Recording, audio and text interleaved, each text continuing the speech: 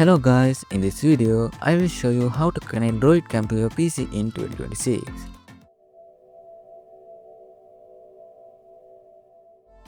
First, open your browser and search for DroidCam on Google. Open the official website and download the PC client. Then, install it on your PC. While it's installing, open the Play Store or App Store on your phone and search for DroidCam. Then, install the app.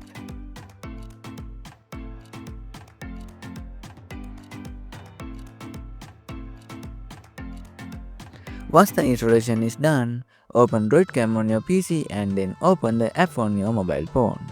So make sure your phone and PC are connected to the same Wi-Fi network, otherwise this won't work. Now tap on Add the device and wait for it to detect your mobile phone. As you can see, it connects to Wi-Fi because both devices are on the same router. If you want audio, make sure the audio option is enabled. After everything is set up, click on Add Selected Device. Now your phone is connected to your PC through Wi-Fi without any problem.